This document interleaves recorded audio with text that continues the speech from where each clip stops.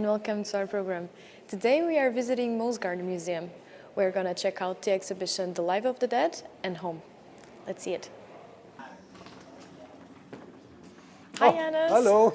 Welcome Nice to see you. Welcome to Mosaik Museum. Thank you so much for having us. Right, and so this is our ethnographic exhibition that deals with contemporary people who are cultures that are actually present in the world now. Yeah. That's one of the disciplines next to archaeology that we have here at Mosaik Museum.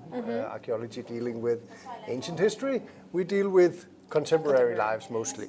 And our current exhibition now is about the life of the dead. So it deals with the way in which different people around the world live together with their deceased relatives or with the dead. What kind of role does the dead play in the lives of the living, you could say? I guess in places like Denmark, we are probably one of the odd cases in the world in that the dead are so isolated from social life. They're not part of our daily lives at all. And Can you give some examples of how this can happen? yeah, I mean, if you look at a place like Denmark, when we bury someone, we very often forget about it, and often it has been reported that people feel very isolated in grief when they lose their loved ones. Whereas if you look towards other parts of the world, in the Pacific area where I work, where you have ancestor worship, then you actually go directly into a kind of divinity. Once you die, you become sort of a moral authority in the lives of the living, and you very much take part in their lives. Yeah. But is there still grief? Or like, Oh, are yeah. they sad that they left, or is it I've different? participated in many burials in Papua New Guinea where I did fieldwork myself, and you have an extremely expressive dealing with grief. You have people shouting at the coffin. They're climbing into the grave when the coffin is going down, and you have people. When you hear someone crying, the villages are fairly small, so when you hear someone crying, you will all go towards the sound. And everybody meets, and because everybody knows if somebody's dying, if somebody's close to dying, so everybody will sort of wander towards the place, and everybody will cry together. So it's more like community. You share the grief in a way that I think is fairly rare in a place like Denmark.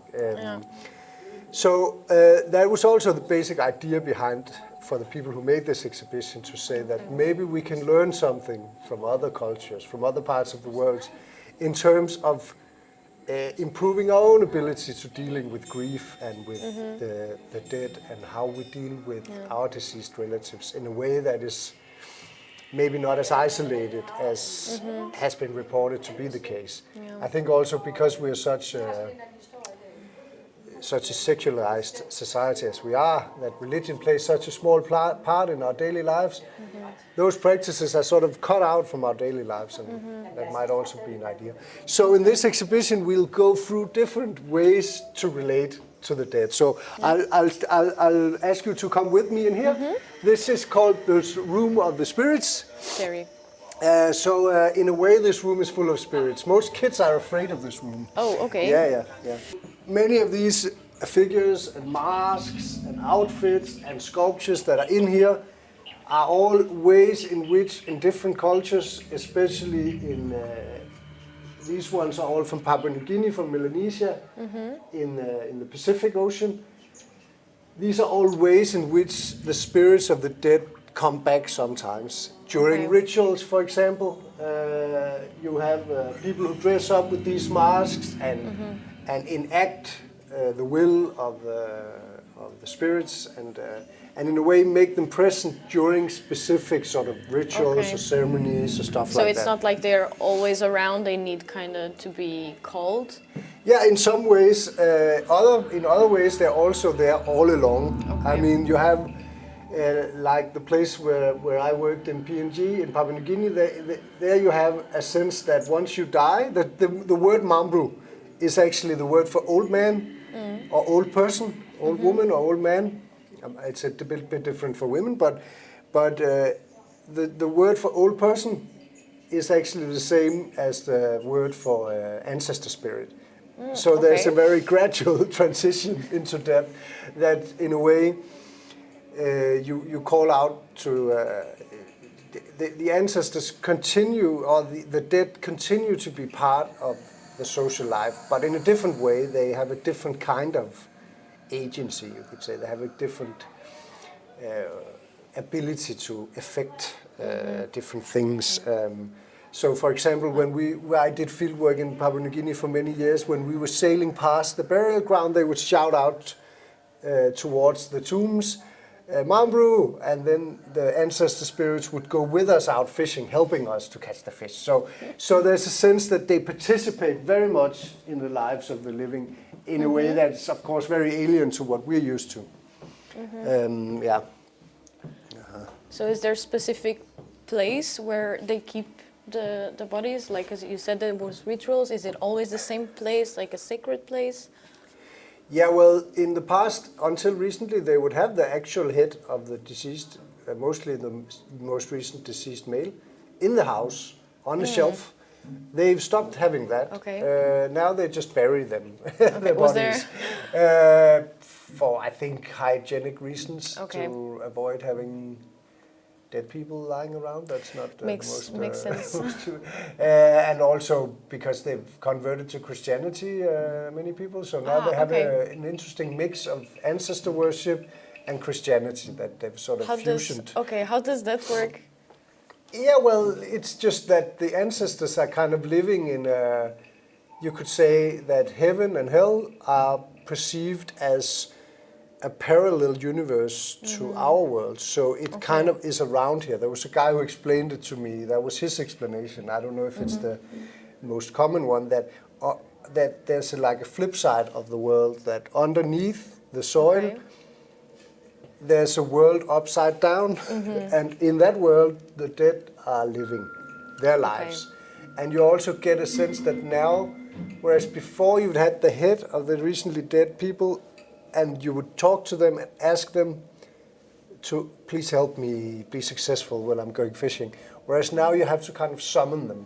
Okay. So you kind of have a notion that they're in a kind of other world. Okay. But so it's like gradually. Gradually into the sort of complete notion of an other world, or a paradise or hell or something. These poles here that look like totem poles, which they are not, they are bish poles from another part of Papua New Guinea that are raised as part also of the burial practices. Most of these places where there's ancestor worship and where the spirits of the dead are not completely just transported to somewhere else, you have a series of rituals in concern with death.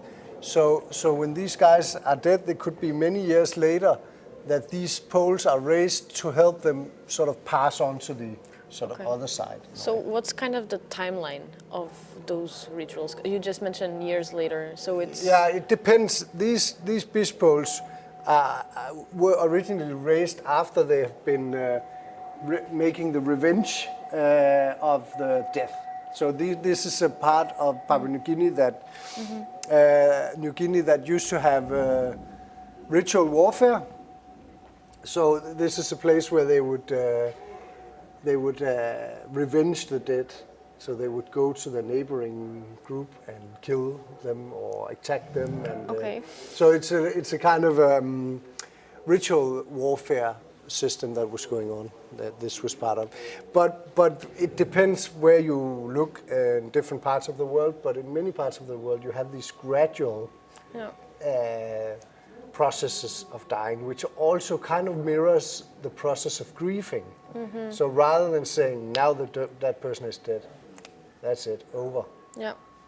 The dead body, we just get rid of, it doesn't matter.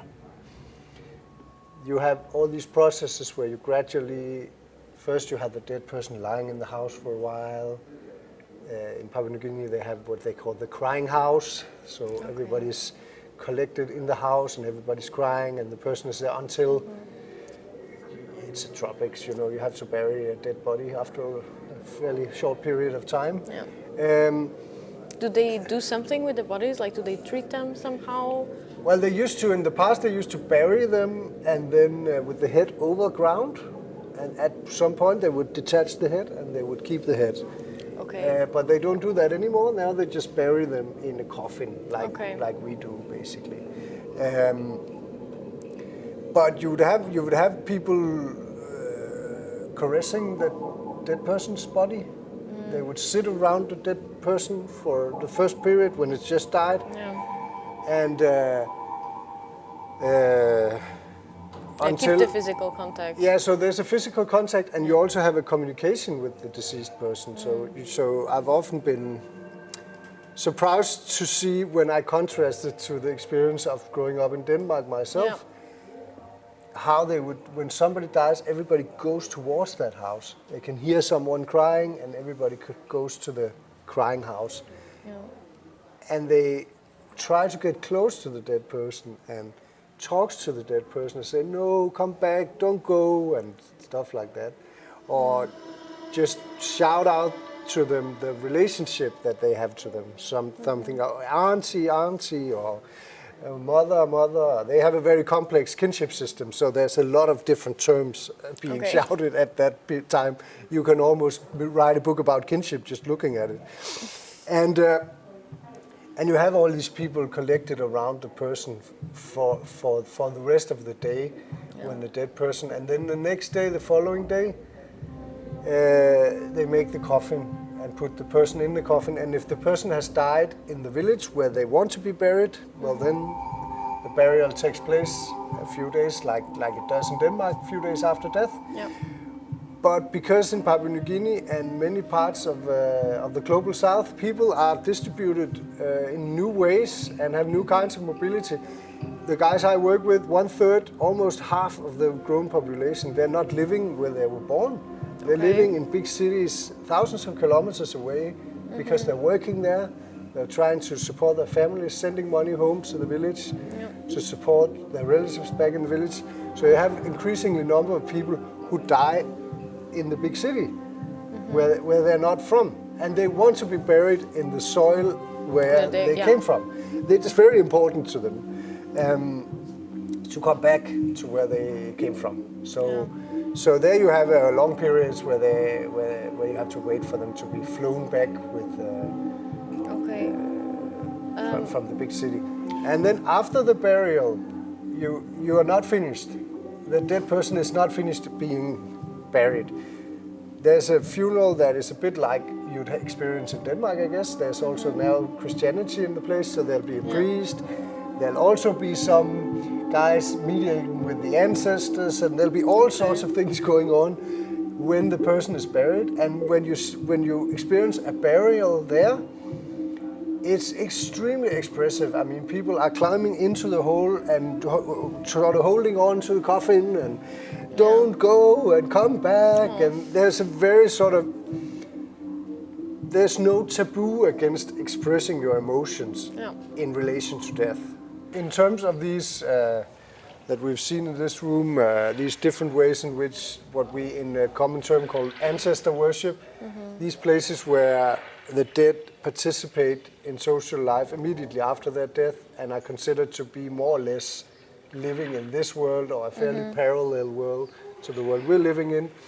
My experience was that the dealings with death was much more explicit than what I had experienced growing up in Denmark. So you'd have, when someone dies, people would gather and cry and sit around the dying person and the dead person, talking to the dead person after the person has died, and would keep up a dialogue, articulating different kinds of relationships with the person. And then once the actual burial took place, you also see people crying and shouting and climbing into the hole with the coffin. And so you have a completely different sense in which it's completely okay to express whatever you feel in that moment. Whereas I've not always had the experience growing up in Denmark that you could freely express your emotions during death rituals, burial practices, and dealing with death. I must say, I thought I could learn much from their ways of dealing with it, which is also the idea of this exhibition, is to see maybe we can learn something from the way that people from other parts of the world deal with the dead. And over here we have the Day of the Dead in Mexico that I'm sure you're familiar with, which is because they're Catholics. They have this notion that part of dying you are caught in the sort of in between. In the, what is it in English? Skærsilden? I'm not sure. But there's a period between this life and going to heaven or hell, where your recently deceased are caught, and you can actually affect their destiny there. So on the Day of the Dead, people will celebrate the most recently dead person of the family, for example. That's what we have in here. So you do in each house, you have an altar for the most recently deceased relative of the specific family. So this is to allude a family home. And this is the most recently dead person, or the most recently deceased person. And they will cook his favorite dishes, play his favorite music, and then there's an idea that they invite him in. So he should come and participate in the party. And so they cook the food that he likes, they play the music that he likes, and then maybe he will come and join them and they will celebrate, they will party with him. So that's the Day of the Dead, is also the party with the dead. So I think also that's a very sort of life-affirming way of dealing with the most recently dead, deceased relatives, is to celebrate them. And of course there's the whole public part of the Day of the Dead that has all these expressions and things in Mexico. Yeah. And this is one of the popular interactions for children. Yeah, you can see yourself as a dead person. I don't think I'm... Oh, this mine seems to... Oh, it's me. Yes. Yeah. This one is... it's taking a break. It's taking a break? Well, who knows? Let's go. It's very funny. This guy used to have a glass, and I put 4 glasses in, and they keep disappearing. Well, maybe glue it next time. Yeah, it could be an idea.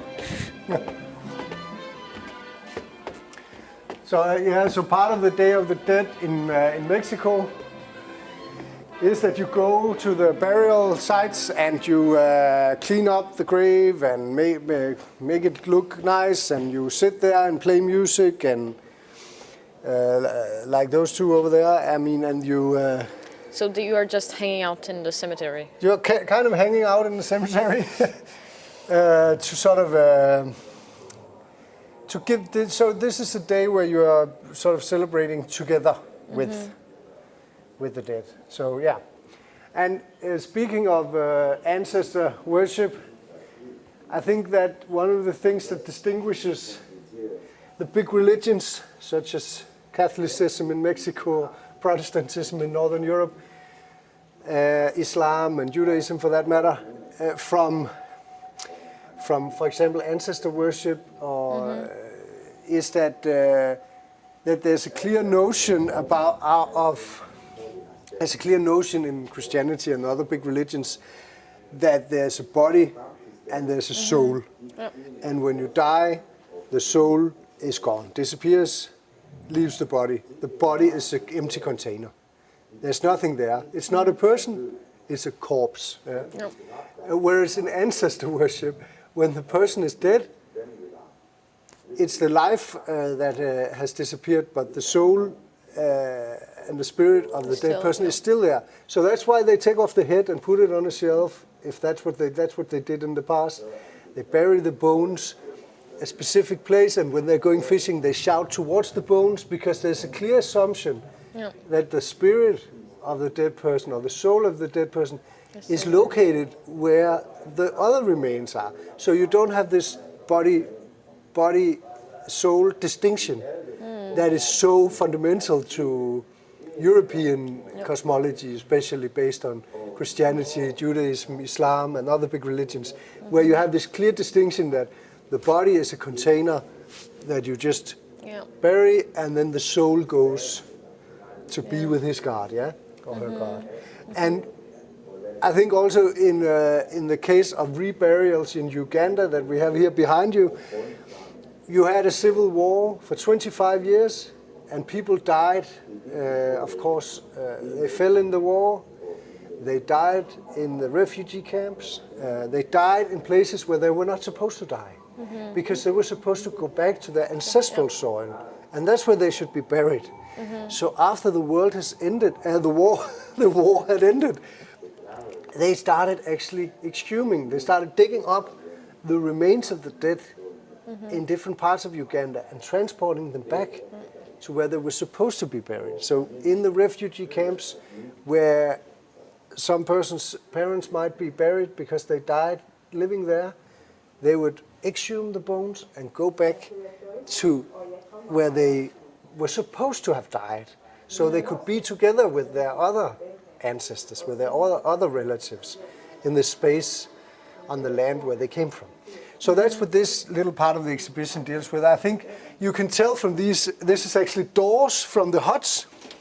You see, the huts had these metal doors, and when you look at these doors, you can see that there was a war for 25 years, because they're made of emergency rations from the developing companies, you know, USAID and UN food program.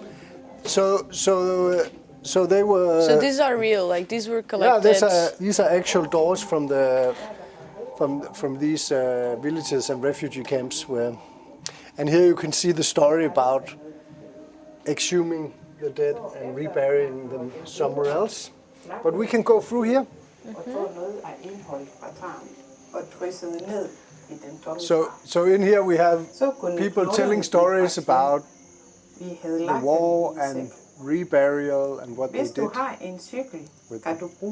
So that's what's going on here.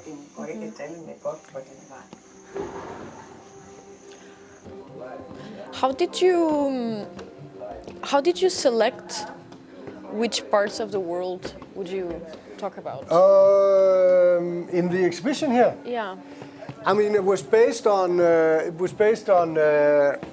what we had in the collections and which groups we were collaborating with at the time, and which cases we thought would be most illustrative of. For example, the Day of the Dead is a very iconic example of people who are actually inviting the dead into their lives and not sort of isolating them. Yeah.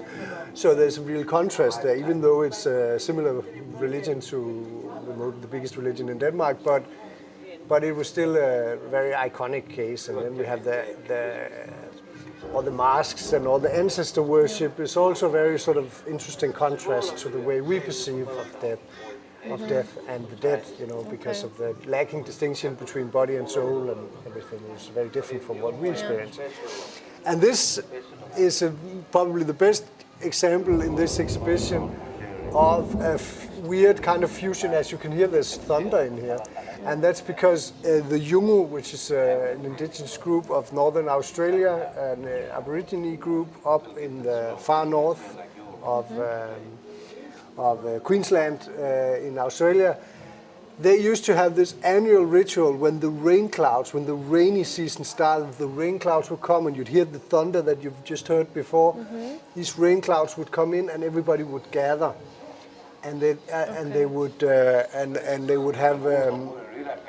remember the people who had died during the year, because these were nomadic hunter-gatherers, so they would be spread over a big area, but then they would gather and celebrate those who had died. So it's not like in a specific date, it's just when... Yes, it's a particular time of the year, the season. This accidentally has coincided with Christmas. So after they have become Christians, after the Europeans have come to Australia, and after this group has converted most of them to Christianity, they've sort of fusioned the original ritual of gathering and sharing the grief of those who had died with Christmas. So Christmas Eve, or Christmas in Yungu, is also all about celebrating those who have died the last year. So you have pictures of, and which is fairly controversial, because some Aborigine groups have a taboo against photographs of deceased persons, but not this group. Why is there a taboo? Yeah, I'm not a real expert on that, but I think there is a notion that seeing their face is kind of it sort of contains a sense of the spirit of the dead person. They're like keeping the soul here. So there's this often, if you go to Australia, there'll be warnings when you enter a room saying there might be pictures of a deceased person in this room. There's a way in which it's a taboo to have pictures of dead people in some Aborigine cultures, not this one. But so they would gather and they'll sit with these pictures of the recently dead together, and often they'll listen to sentimental Christmas music. It's like Mariah Carey or something, and they will try to sort of make the emotions run with them. So they want to start crying, and they'll be sitting and they'll be caressing the image of the dead person, and they'll be waiting for. So what Paul told us, the man that we curated this exhibition together with, one of the members of the Jungle group in Northern Australia, he said maybe the Danish people should learn to share the grief, because what they think about this Christmas ritual is all about sharing the grief.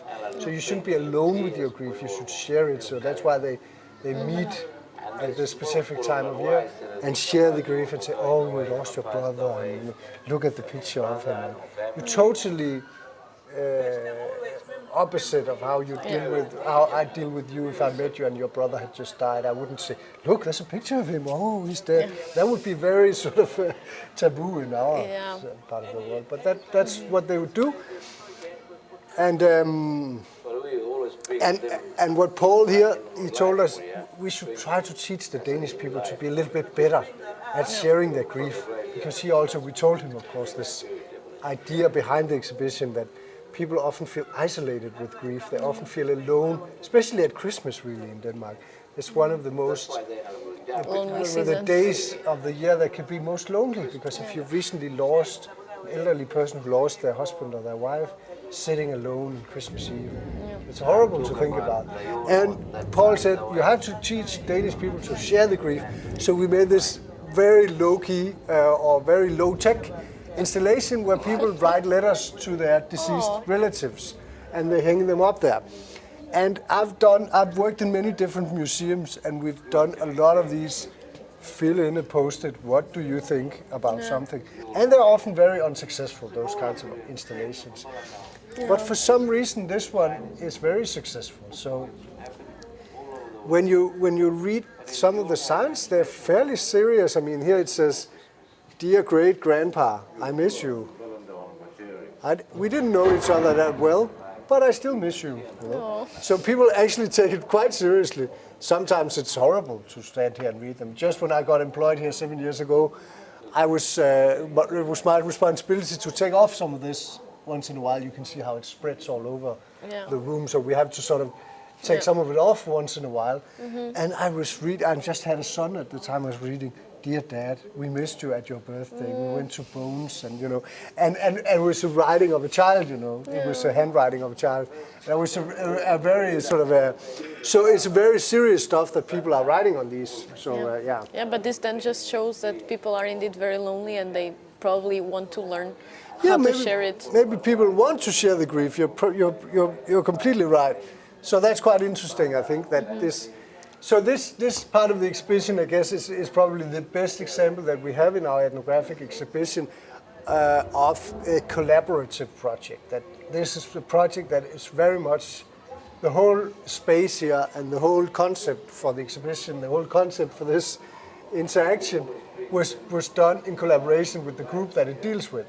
So rather than having us, looking at other people saying this is how their culture is, it's produced through a kind of exchange and a dialogue, which I think is an ideal. It's not an ideal that we can always live up to. It's not an ideal that is always relevant, but sometimes it is, and I think here it's very successful.